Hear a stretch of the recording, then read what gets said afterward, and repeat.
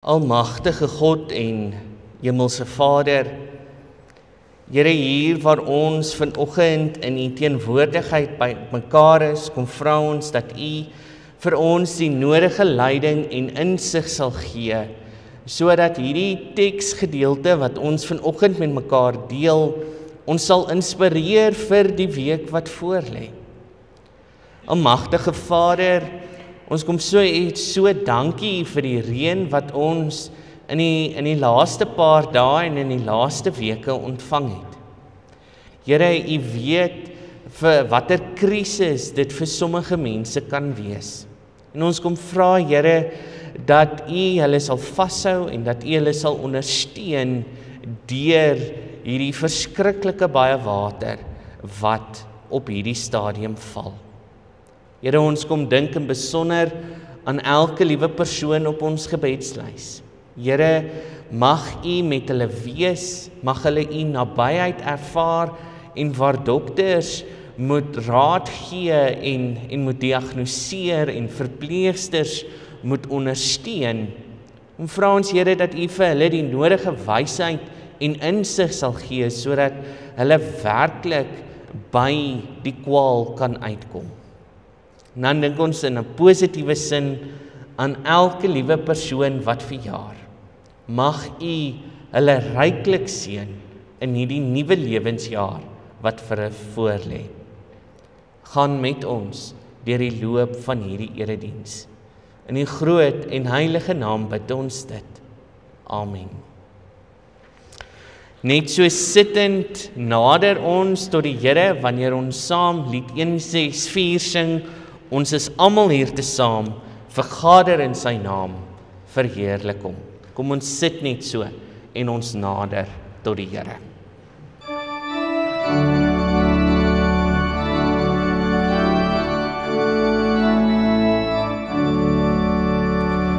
Ons is almal hier te saam, vergader in sy naam, verheerlik hom.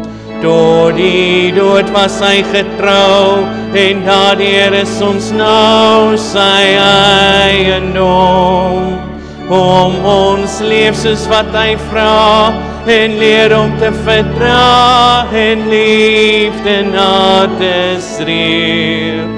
Loof hom Christus die Heer. Ons is almal hier te saam, verenig in sy naam, verheerlik hom. Met ons hart en mond en hand, ons krag en verstaan, hom loof ons om. Hou ons lewend deur die Gees, laat ons die kinders wees, en U bo alles eer. Jesus Christus die Heer.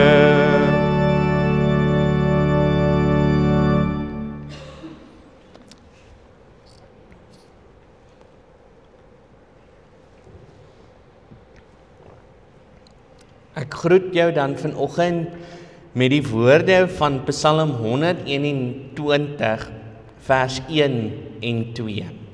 Daar staan, ek kyk op na die berge. Waar sal my hulp vandaan kom? My hulp is van die Here, wat hemel en aarde gemaak het. Die God wat ons dien, die God wat ons hier byeengeroep het, die God wat saam met ieder en elkeen van ons se pad stap, is ten diepste 'n persoonlike God. Is 'n God wat ons uitnooi, wat sê in ons noodkreet moet ons uitroep na hom en hy sal ons help. Is 'n God van liefde. Is 'n God van ondersteuning. Dis 'n God van nabyheid. En daarom, my liewe vriend en vriendin, is dit my voorreg om jou te groet in die naam van ons ewige God en Vader, sy Seun Jesus Christus en die Heilige Gees wat hier in ons midde teenwoordig is. Amen.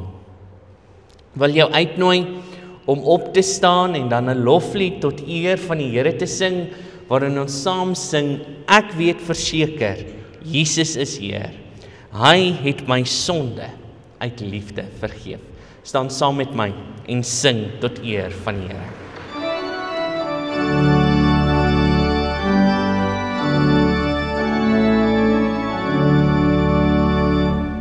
Ek weet verseker, Jesus is Heer.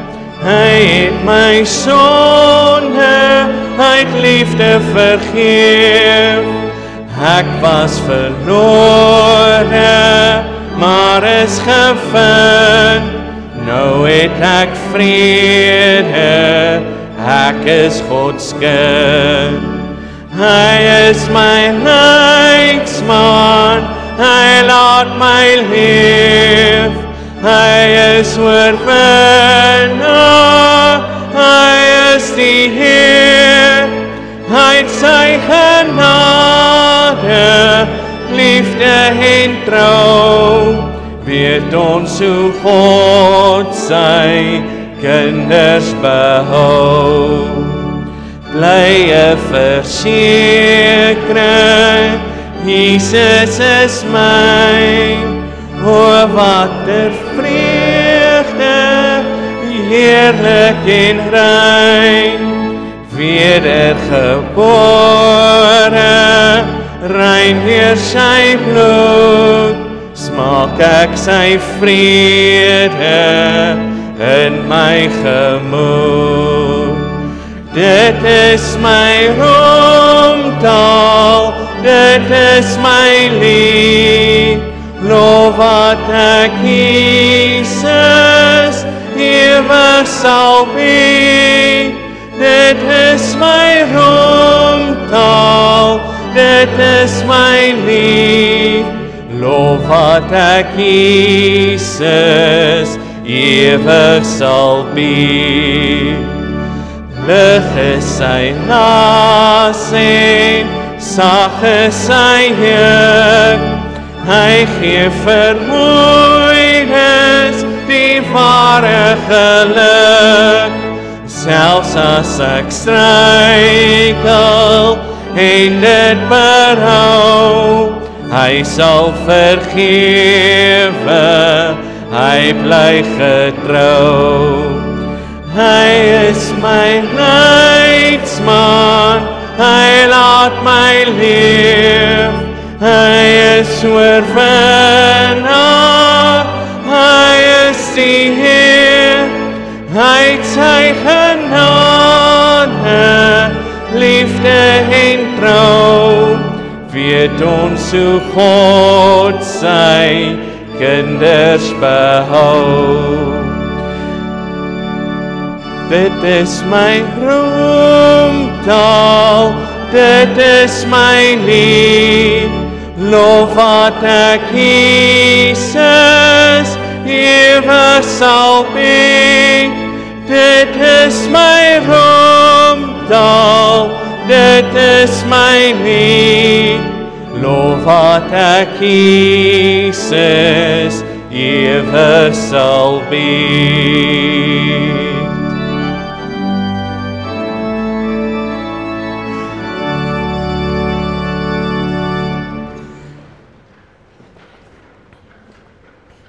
Ek wil net gou so kyk, hoeveel kinders is daar nou hier vanoggend? Stein is daar, ek sien vir Adolf daar. Wil julle vorentoe kom? Wil julle vorentoe? Ok, is reg, dan kom ons vorentoe. Ek wil jou uitnooi, as jy jou Bybel vanoggend hier saamgebring het, om hom oop te maak, of om dit oop te maak, by 2 Tessalonisense 3 en ons gaan lees vanaf vers 6 tot en met vers 13.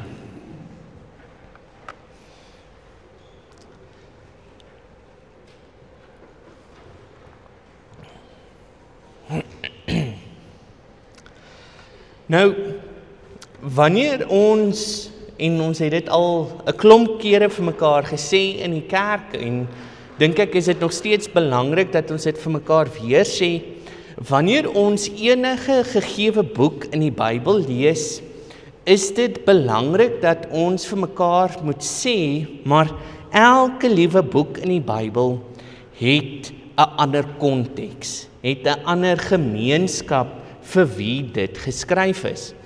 En moet ons, wanneer ons 'n bepaalde boek of 'n bepaalde gedig, moet ons daardie konteks altyd in ag neem. En ek dink een van die praktiese plekke waar ons dit die beste raak sien, is dan nou in Paulus se briewe. Want wat Paulus skryf vir die gemeente in Korinte en wat Paulus skryf vir die gemeente in Thessalonika is twee verskillende plekke, is twee verskillende gemeenskappe, is twee verskillende uitdagings.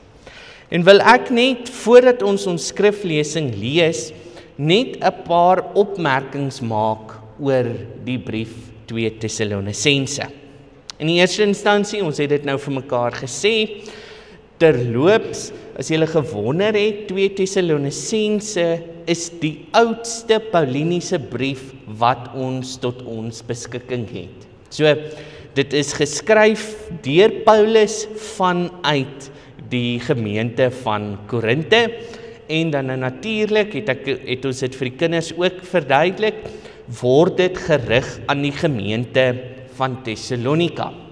En nou moet ons vir mekaar die vraag vra. Ons weet wanneer jy 'n brief skryf in ons wêreld vandag, as jy vir iemand 'n e-pos of 'n WhatsApp boodskap stuur, dan doen ons dit met 'n sekere doel. Ons wil sekere inligting oordra of ons wil sekere inligting ontvang. En dit is wat Paulus doen.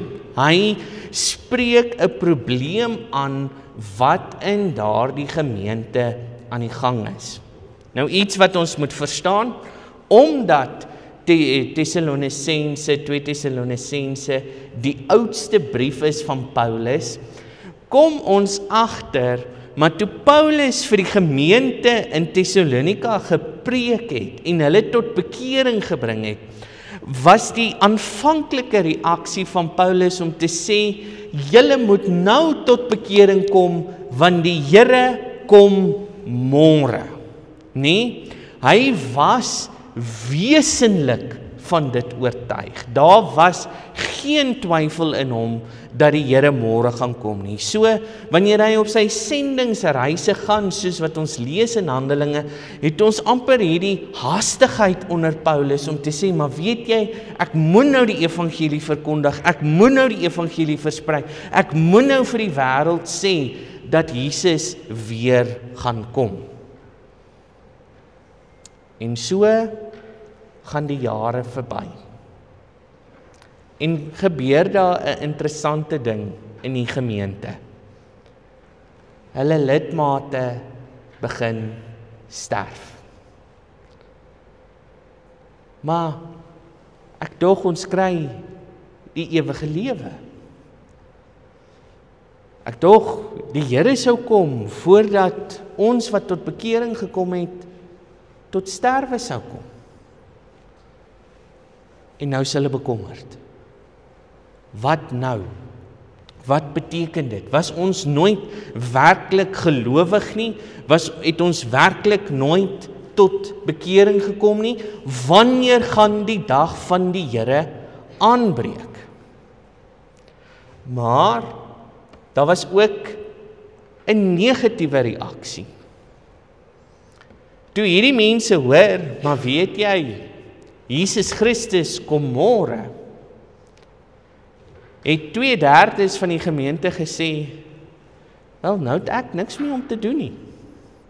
As die Here môre kom ek maak skuld, kom ek laai my kredietkaart, want die Here kom ons môre. En het dit druk begin sit op 'n kleiner groep in die gemeente, wat nou hierdie mense, wat op hulle lauwere gaan sit het, moes dra en ondersteun. En spreek Paulus dan nou hierdie twee probleme aan. Nou ons weet, ons lewe 2000 jaar na die feit, ewige lewe beteken die ewige lewe in lewe en in sterwe. Maar dit is vanuit die brief Tessalonisense wat hierdie teologie dan nou tot stand gekom het. Hoofsaaklik hoofstuk 2 wat daarmee te doen het. Ons gaan 'n hoofstuk verder vanoggend en ons lees dan nou hoofstuk 3 vanaf vers 6 tot 13, waar Paulus dan nou spesifiek luiheid in die gemeente aanspreek. Wil jy uitnooi met die Bybel voor jou oop? Wil net seker maak, ja, dit kom mooi deur. Met die Bybel voor jou oop, kom ons vra vir die Here se leiding en se insig in ons teksgedeelte vanoggend. Kom ons bid saam. Almagtige God en hemelse Vader, Here, ons wil kom vra dat U vir ons die nodige leiding, wysheid en insig sal gee, sodat ons hierdie gedeelte op 'n verantwoordelike wyse in ons eie lewens kan interpreteer. Gees van God, kom inspireer ons vir hierdie week wat voorlê. In die groot en heilige naam bid ons dit. Amen. Maar ons beveel julle, in die naam van ons Here Jesus Christus, broers, dat julle elke broer moet vermy wat hom onordelik gedra, en nie optree volgens die oorlewering van wat hulle van ons ontvang het nie. Julle weet tog self hoe nodig dit is dat julle ons voorbeeld volg. Ons het ons immers nie onordelik onder julle gedra nie. Ons het niemand se brood sonder betaling geëet nie, maar met soeg en sweet bedags en snags gewerk, sodat ons vir niemand van julle 'n las sou wees nie. Nie dat ons die reg daartoe gehad het nie, maar sodat ons onsself vir julle as voorbeeld kon stel om na te volg. Want juist toe ons by julle was, het ons julle steeds beveel dat iemand wat nie wil werk nie, ook nie behoort te eet nie. Want ons het ook gehoor dat sommige van julle onordelik optree en nie wil werk nie, maar oral inmeng. Ons raai sulke mense aan, ja, deur die Here Jesus Christus spoor ons hulle aan om hulle dagtaak kalm te verrig en so hulle eie brood te verdien. Maar julle broers, julle moenie moeg word om goed te doen nie. Tot sover.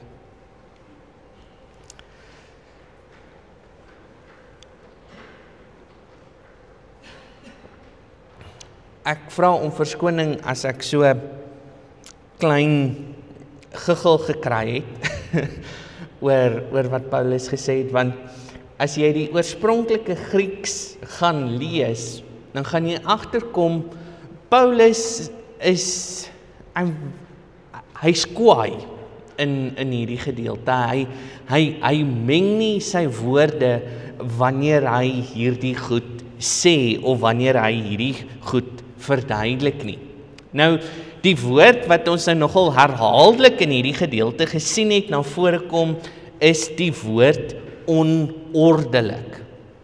En as jy nie die Griekse konteks rondom hierdie woord verstaan nie, dan is ons algemene verstaan wat ons maak, hierdie is mense wat so bietjie wild te kere gaan, né? Jy weet, hulle vloek en hulle skel en hulle drink en hulle doen al daai sondes wat nie een van ons Christene veronderstel is om te doen nie. En as ons die gedeelte verder lees, dan kom ons agter, maar hierdie onordelike gedrag het met 'n baie spesifieke saak te doen, met 'n baie spesifieke oorweging te doen. En dit is hier waar ons dan vir mekaar moet sê, maar waar kom hierdie Griekse woord vandaan? Wat is hierdie Griekse woord? En die Griekse woord is aktos. Ek wil die heeltyd 'n ekstra A insit, maar daar is nie een nie. Julle kan dit sien daarbo. Aktos. En dit is letterlik 'n militêre term wat as jy dit regtig goed wil vertaal, dan beteken dit is mense wat optree sonder dissipline. Nou hier sit 'n redelike klompie ouerige mans wat 'n diensplig gedoen het, so wanneer ek die term gebruik, mense wat optree sonder dissipline, dan weet julle, dit het onmiddellik te doen met 'n soldaat wat nie 'n bevel uitvoer nie. En dan koppel ons dit aan die begin van hierdie gedeelte. Paulus sê nie, julle wat julle self so onordelik gedra, jy moet dit nie doen nie, daar's mense wat swaar kry in die gemeente. Jy weet, nee, dis 'n bevel. Ek beveel julle, moet nie julle self onordelik gedra nie. Vers 6, maar ons beveel julle, nie ek Paulus nie, ons beveel julle in die naam van ons Here Jesus Christus, broers, dat julle elke broer moet vermy wat hom onordelik gedra, wat hom buite dissipline, buite die reëls moet vermy. Hoekom? Hoekom moet die gelowiges van Thessalonika hierdie mense vermy? En die antwoord wat ek daar op die bord gee is om te sê, maar weet jy, dis 'n teken van spirituele laaiheid. En hier moet ons vir mekaar sê, maar dit is presies wat dit is. Want in 'n gemeenskap, in 'n wêreld waar almal so arm was, in 'n wêreld waar dit wat hulle gehad het, hulle onder mekaar gedeel het, en mense nou skielik op hulle lauwere gaan rus, het hulle die druk en die lading versprei na 'n spesifieke klein groepie in die gemeente. Daar was nou waar daar dalk 20, 30, 40 mense was, wat nou kos gebring het, wat gewerk het om 'n inkomste te verdien, is daar nou net 5. En wat gebeur nou? Nou moet daardie 5 vir 40, 50, 60 mense omsien. En dit is net doeteenvoudig nie meer volhoubaar nie. Die mense wat dit doen, die mense wat dit leef, kan dit nie meer volstaan nie. En dan sit jy nou met die mense wat agteroor sit. Daai verwagting word dan nou op die einde van die dag geskep om te sê, maar weet jy, die mense moet na my omsien. Dan in vers 10 sien ons 'n interessante ding wat Paulus sê. Hierdie mense wat nie hulle kant bring nie, hierdie mense wat lui is, hierdie mense wat nie wil deel wees van die werk van Christus nie, hulle moenie eers deel hê in die voorrade van die gemeenskap nie. En dan daarmee saam spreek hy ook, en dis waar ek so klein gegil kry in myself, want selfs 2000 jaar terug het jy sulke mense gehad. Mense, julle sal weet, in die koöperatiewe wêreld kry jy 'n klomp verskillende karakters. Jy kry die persoon wat uit hulle pad uit sal gaan, hulle werk so hard, jy sien sommer die stoom uit hulle ore uitkom. Ek glo dis meeste van College Park se mense hier. En dan kry jy mense wat so hard werk met ander mense se besigheid, dat hulle nie tyd kry om by hulle eie werk wat hulle veronderstel is om te doen, te kom nie. En dis wat Paulus ook in hierdie gedeelte aanspreek. Ek praat van die busybodies. Dis die mense wat hulle self besig hou met die skinnery en die probleme van ander mense, maar nie by die kruks van die saak uitkom nie. En hy sê, vir daai ouens, hou op dit doen. Hou op inmeng by goed wat nie van julle van belang is nie. Fokus op jou dagtaak. En daai woorde ek moet dit nou net kry. Yes, vers 12. Daai woorde, ons raai sulke mense aan. Ja, deur die Here Jesus Christus, weer eens, hy doen dit nie op sy eie gesag nie, hy doen dit van die gesag wat hy ontvang van die Here, spoor ons hulle aan om hulle dagtaak kalm, rustig, vredevol te verrig en so hulle eie brood te verdien. Ons moet ons kant bring. Ons moet ons deel verrig. Ons het 'n spesifieke taak in elke liewe gemeenskap, in elke liewe huishouding, in elke liewe professionele omgewing waarin ons verkeer, het ons 'n spesifieke taak wat ons moet verrig. Paulus in hierdie gedeelte gee dan nou nie net 'n vermaaning aan die gemeentelede van Thessalonika nie, maar hy gaan 'n stap verder en hy sê vir hulle, maar kyk na die tyd toe ek by julle was. Wat het ek gedoen? Hoe het ek opgetree? Wetend, nee, ons moet weet, toe Paulus by hulle was om die evangelie aan hulle te bring, het hy nog steeds hierdie erns gehad om te sê, maar weet jy, die Here kom môre, ek moet hierdie mense tot bekering bring.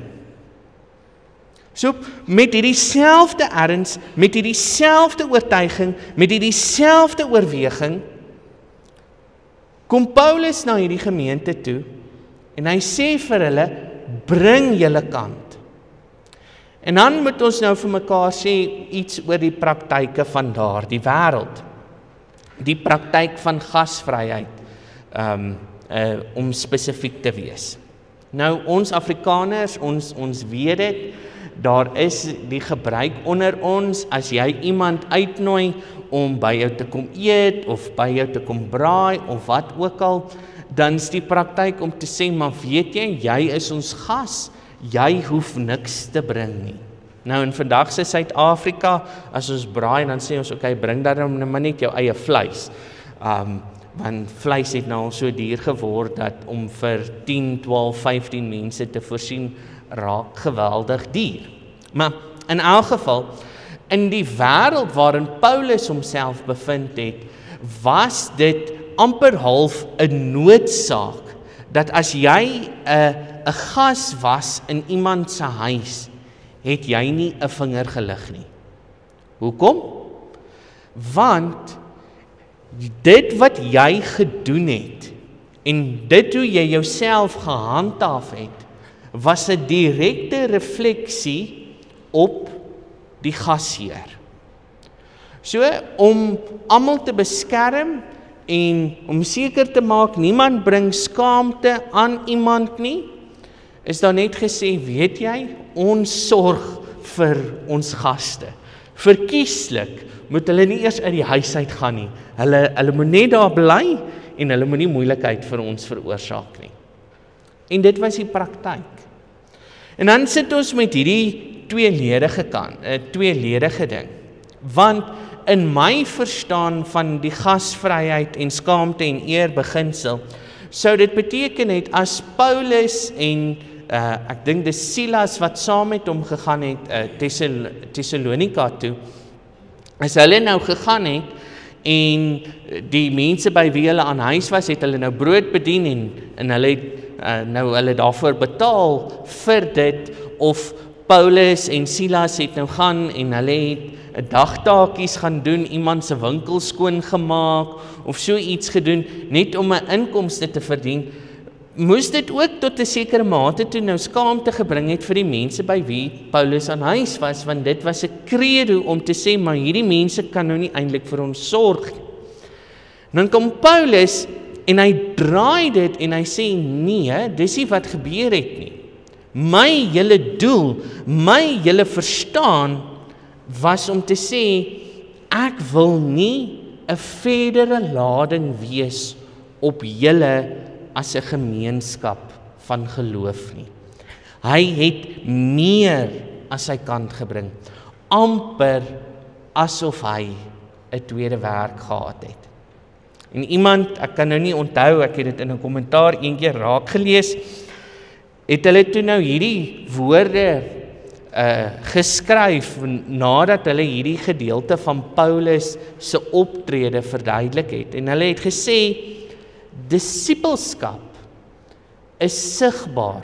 Met ander woorde, om 'n gelowige te wees, om 'n disipel van die Here te wees, om 'n volgeling van Jesus Christus te wees, is sigbaar in daaglikse selfdissipline.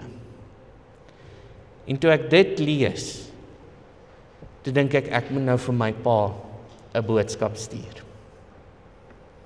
En al daai jare, hoekom is jou bed nog nie opgemaak nie? Hoekom is jou kamer nog nie skoon gemaak nie? Jou ma het hard gewerk om die kos te maak. Hoekom het jy nog nie skottelgoed gewas nie? Die kinders wat hier is, hoor julle getuig van dit. Om 'n gelowige te wees in die naam van ons Here Jesus Christus is nie vir ons 'n teken om te sê, Here, U is aan die stuur van sake, U moet nou dit doen nie. Nee. So om te sê, U is aan die stuur van sake, maar ons moet ons kant bring. Ons moet ons deel bring. Ons moet wys, ons is anders. En dit het my toe nou op 'n plek gebring waar ek toe nou die vraag vra. Wat beteken dit vir ons vandag? En daar was twee goed. In die eerste instansie is dit daai woorde wat ek nou al 'n hele paar keer deur die jaar vir mekaar gesê het. Ons is deel van die wêreld, maar ons is nie van die wêreld nie. Nou ons ken dit. Dit is om te sê ons as Christene is anders. Ons kyk die wêreld vanuit die perspektief vanuit die Here. Ons sien die liefde van die Here raak. Ons sien almal as 'n geleentheid om die Here te leer ken en die Here om mense bewus te maak van die teenwoordigheid van die Here. En ek dink in die konteks wat hierdie gedeelte in die brief van 2 Tessalonisense sou beteken het, is om te sê, maar weet jy, ons as Christene moet een ding weet en daarvan oortuig wees. En is ek nou net weer in die laaste week daaraan herinner, ons gaan gekritiseer word. Dis so. As ons 'n fout maak, gaan die wêreld vir ons sê, ja, kyk die Christene, kyk die skynheilige mense. Kyk, hulle sê dit, maar dan doen hulle dit. Gaan die wêreld vir ons sê, maar julle bring nie julle kant nie. Hoekom oordeel julle nie dit nie? Hoekom doen julle dit nie? Hoekom tree julle nie so op nie? En een van die onlangste voorbeelde, en ek dink dis ook die rede hoekom hierdie teksgedeelte hierdie week my so geïnspireer het, is op TikTok is daar so 'n vrou wat nou die ronde gedoen het in Amerika, en sy het 31 gemeentes gebel. Met die storie, sy het nie kinders nie, wil dit net sê, sy het nie kinders nie, met die storie dat sy het 'n 2-jarige baba, en daar's nou vir 'n aand nie formulemelk nie. Kan die kerk help? 26 van die 31 kerke in Amerika se reaksie was of ons kan jou help, ons het baba formule, kom kry, ons gaan jou help? Of het daai gemeentes hulle weggewys na, hoorie, ons hou nie ons koskas op perseel nie, of ons koskas het nie baba formulemelk nie, gaan na daai plek toe. Daai plek weet ons het, gaan help. OK. Wat sê die vrou toe? Dis nou 26 uit 31. Die ander het gesê nee, hulle kan nie help nie. OK? Ons gaan nou praat oor daai kerke. Maar daai 26 het gesê het, maar hier's dit, hier's dit, hier's dit. En die vrou wat hierdie eksperiment geloos het, die gevolgtrekking gemaak. Om te sê, maar weet jy, net 9 van die 31 kerke het gesê, ja, ons sal jou help. Hoor wat sê die wêreld. Die wêreld sê, maar die kerk help ons nie. Die kerk sê, maar jy jok. Hoekom moet ons jou help? Dis in lyn met 2 Tessalonisense 3 vers 10. As hulle nie hulle kant bring nie, het hulle nie die reg tot die voorrade van die gemeente nie. Dis nou hier waar julle vir my sê, wat nou? Moet ons deure toemaak? Moet ons nie mense help nie? Glad nie. Dis nie wat ek sê nie. Ons beginsel en ons praktyk is om altyd, en dit bring my by die tweede ding, te help en te ondersteun waar ons kan. Dit is ons werk, dit is ons plig, dis waarna toe die Here ons geroep het. Dit is wat ek vanoggend wil probeer sê, is wanneer ons sê, bring jou kant, wees deel van die gemeenskap van geloof, is dit daai woorde om te sê, maar in nood moet ons hulp verleen, in krisis moet ons ondersteun, waar ons nodig is, moet ons gaan help. Maar altyd en altyd en altyd het ons hulp 'n voorwaarde aan. Nee, ons sal jou help as jy dit en dit en dit doen nie. Nee. Dis om te sê, ons help jou. Maar weet jy waar kom hierdie hulp vandaan? Psalm 121. Kom van die Here af. Kom van die een wat my uit die gat uit gehelp het. Kom van die een wat my geondersteun het in 'n moeilike tyd. En so kan ons hier sit. Het ons diep gesprekke gehad met mense wat in hierdie einste gemeente sit. Sit die mense wat kospakkies vanuit hierdie selfde gemeente ontvang het. Bring ons kant. Dit wil ek jou vra.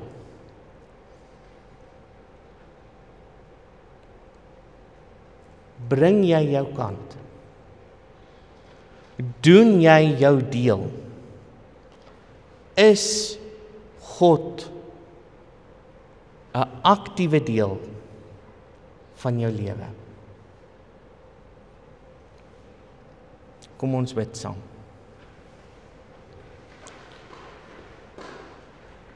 Almagtige God en Hemelse Vader, Here, hier waar ons in die teenwoordigheid by mekaar is, en vra ons dat U vir ons sal help. Here, so dikwels in ons eie lewens wil ons nie. So dikwels in ons eie lewens dink ons kan net die bare minimum doen. Kom vra ons, Here, dat U ons sal wys. Kom vra ons, Here, dat U saam met ons die pad sal stap. Kom vra ons, Here, dat U ons sal help om nie net in ons gemeente nie, maar ook in ons gemeenskap, ons kant, ons deel te kan doen. Here, hier waar ons dan nou voor by die nagmaal is, kom vra ons dat U ook daar met ons sal wees. In U groot en heilige naam bid ons dit. Amen.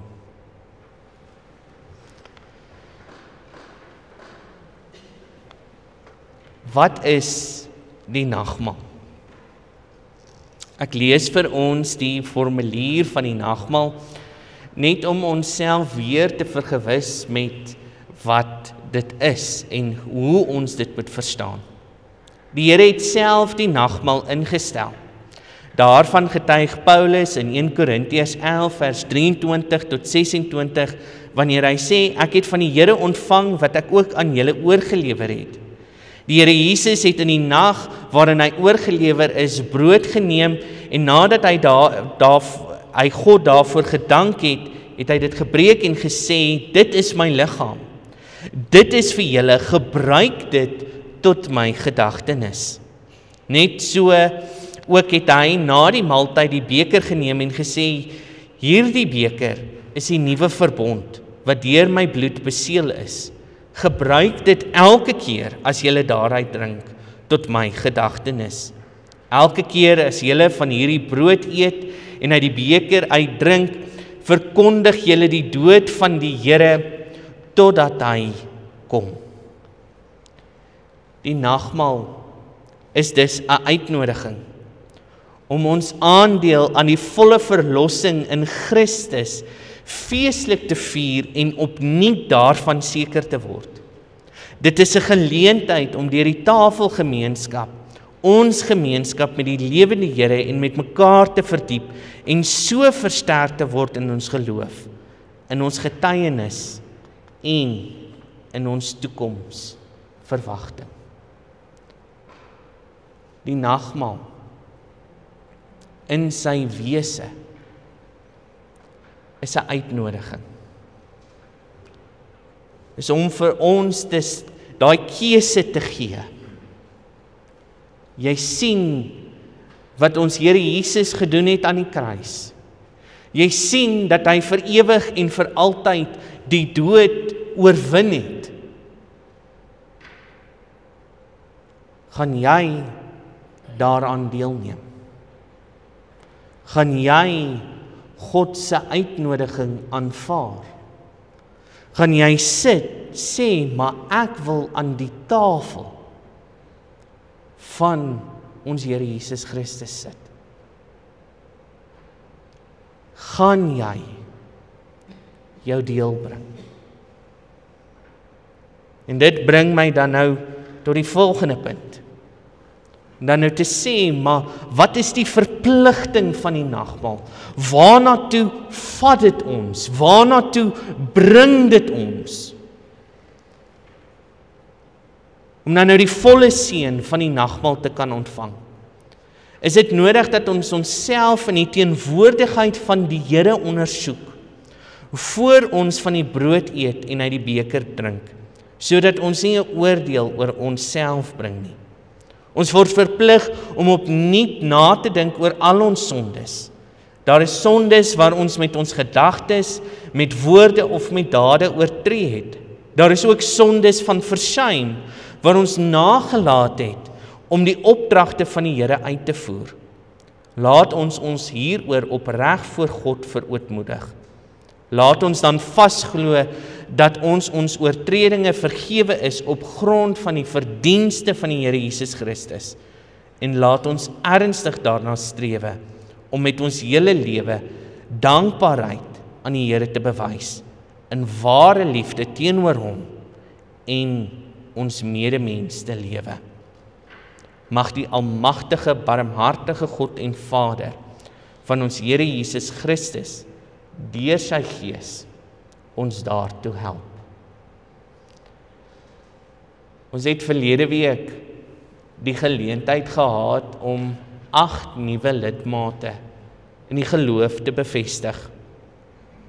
En waar ons nou gehoor het wat die nagmaal is en hoe ons die nagmaal in die konteks van 2 Tessalonisense 3 moet verstaan, wil ek jou dan nou uitnooi vir hierdie jong mense, vir die gemeenskap van die geloof, om op te staan en voordat ons dan nou aan die nagmaaltafel sit, ons geloof te bely en te sê, maar daar is net een Here en sy naam is Jesus Christus.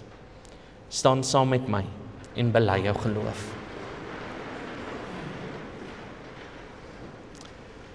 Ek glo in God die Vader, die Almagtige, die Skepper van die hemel en die aarde, en in Jesus Christus, sy eniggebore Seun, ons Here, wat ontvang is van die Heilige Gees, gebore is uit die maagd Maria, wat gelei onder Pontius Pilatus, gekruisig is, gesterf het en begrawe is, en ter helle neergedaal het, wat op die 3de dag weer opgestaan het uit die dode, wat opgevaar het na die hemel, en sit aan die regterhand van God, die Almagtige Vader, vanwaar hy sal kom om te oordeel, die wat nog lewe, en die wat reeds gesterf het. Ek glo in die Heilige Gees, ek glo aan 'n heilige algemene Christelike kerk, die gemeenskap van die heiliges, die vergifnis van sondes, die opstanding van die vlees en die ewige lewe. Amen. U kan die sitplek inneem.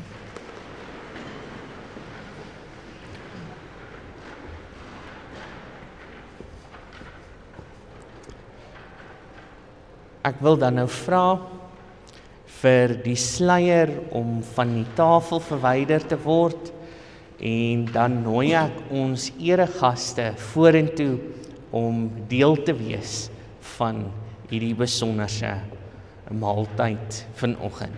So julle kan asseblief vorentoe kom.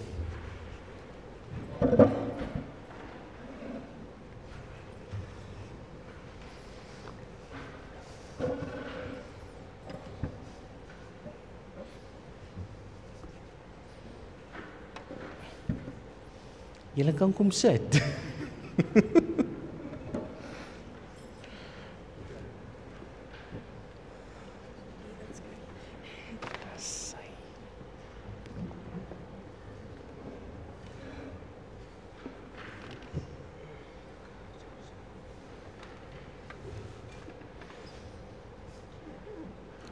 Wie kort ons?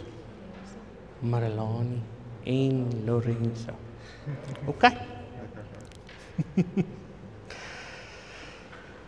Wanneer ons so aan tafel bymekaar is dit belangrik dat ons dan nou ten eerste ook vir die Here sal dankie sê. Dankie dat ons die voorreg het, ons sonder twyfel en in ons geloof hierdie nagmaal saam te kan gebruik in die openbaar, sonder enige vrees. Maar ook om te sê, maar weet jy, hier is iets besonders aan die gang. Hier is iets betekenisvol aan die gang. So kom ons bid saam. Barmhartige God en hemelse Vader, ons dankie vir Jesus Christus wat met sy liggaam wat gekruisig en bloed wat vergiet is, ons tot die ewige lewe voed en versterk. Gee dat ons nie met ons harte aan die sigbare tekens van brood en wyn vaskleef nie, maar gee dat ons nou ons harte ophef na die hemel, waar Jesus Christus ons voorspraak aan die regterhand is. Gee dat deur die werking van die Heilige Gees ons geloof versterk word tot mederediens in die koninkryk en tot verheerliking van die naam. Here, wees met ons. Mag hierdie nagmaal in ons harte voortleef, vir nou en vir altyd. In die groot en heilige naam bid ons dit. Amen. Ek gaan dan die brood instel en dan uitdeel, waar jy op jou eie persoonlike tyd die brood kan neem en daaroor nadink. En dan wanneer die brood uitgedeel is, sal ons dan nou die wyn instel en dan kan jy op jou eie tyd die wyn gebruik. OK. Die brood wat ons breek is 'n teken van Jesus Christus se liggaam wat vir ons sondes gebreek is. Neem dit, eet dit, dink daaraan en glo dat Jesus Christus vir ons sondes aan die kruis gesterf het.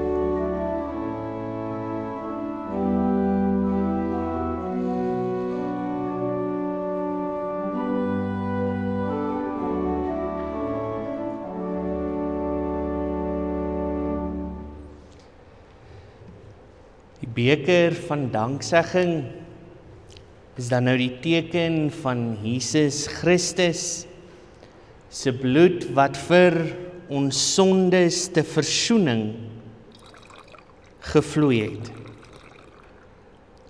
Neem dit, drink daaraan en glo dat Jesus Christus vir ons sondes gebloei het.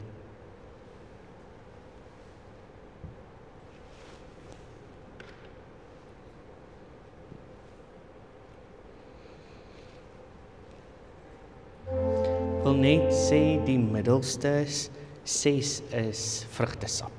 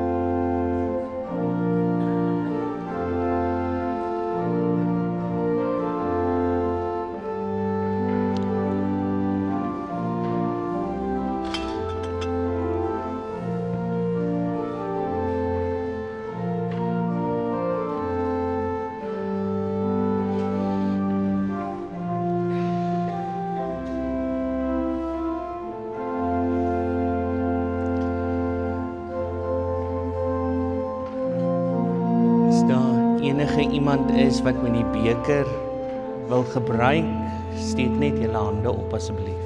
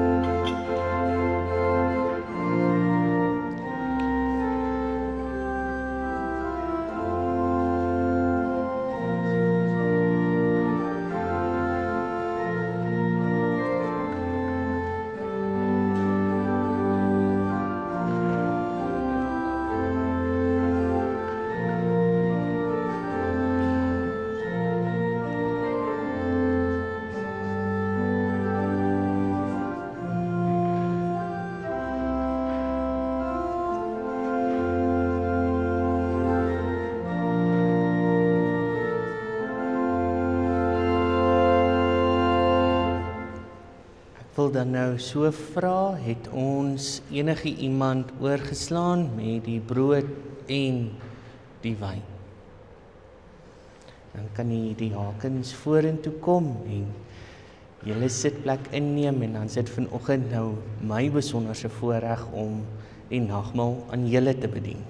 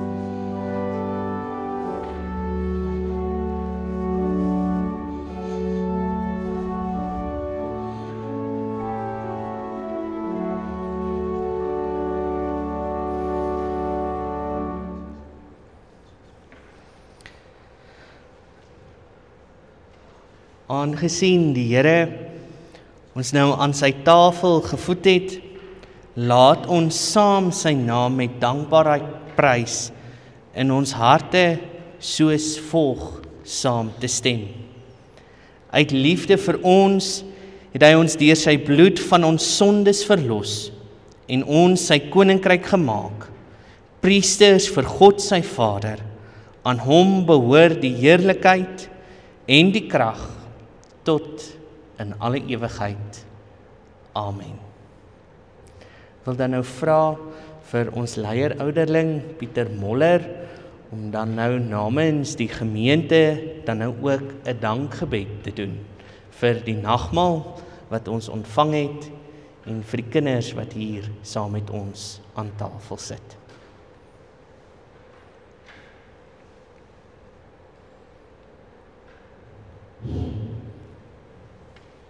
Kom ons sluit die oë. Ons dierbare Here, baie dankie vir die wonderlike voorreg wat ons gehad het om vanoggend weer aan die tafel te sit. Baie dankie, o Here, dat U vir ons aan die kruis gesterf het.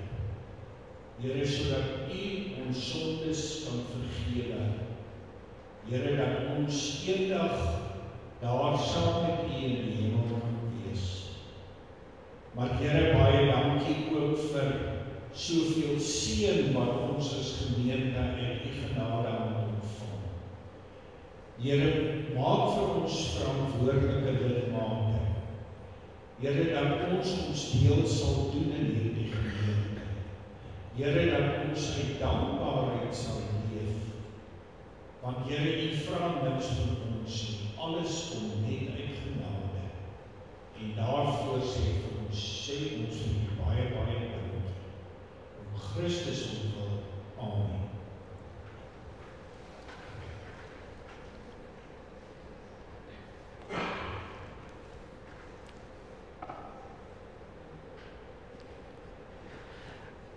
Baie dankie, Pieter. Ons eregaste kan nou hulle plek gaan inneem by hulle ouers en hulle familie en vriende. Dan wil ek dan nou so vra dat die Hakens vir ons die offergawe sal opneem.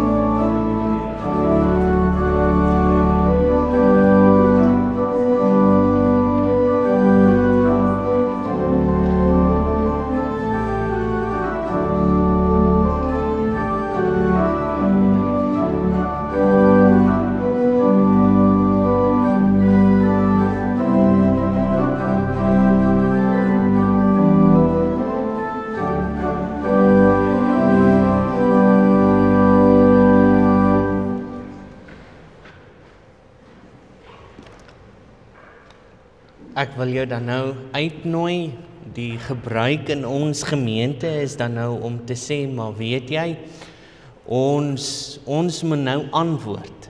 Ons het nou saam die nagmaal gebruik, ons het nou saam vir mekaar gesê, maar weet jy, die Here verwag van ons dat ons iets in hierdie wêreld moet gaan doen, dat ons sy lig moet gaan uitstraal in die wêreld daar buite.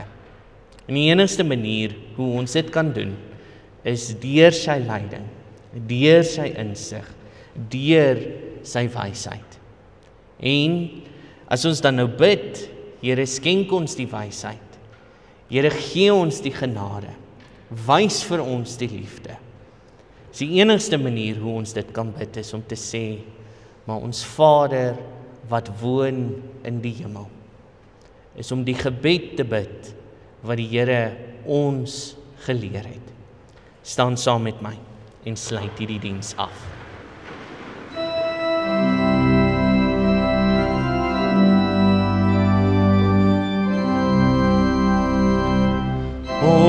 Vader wat woon in die hemel, geheilig sy naam, laat die ryk kom, u wil geskied, soos in die hemel, so ook op die aarde. Gee ons vandag ons dagse brood, en vergeef ons al ons skulde, net soos ons vergewe die wat teen ons sonde. Laat kom ons nie in die versoeking, maar verlos ons van die bose, want die is die ryk en die sterkte en die Here vir ewig en ewig. Amen.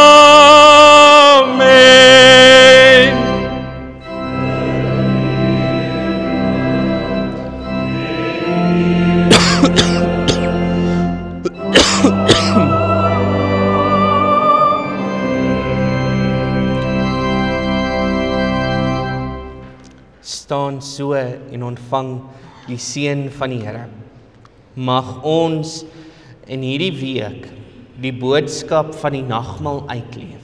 Mag ons in hierdie week die genade van God beleef en ervaar. In die naam van ons ewige God en Vader, sy Seun Jesus Christus en die Heilige Gees wat ons lei en leer. Amen.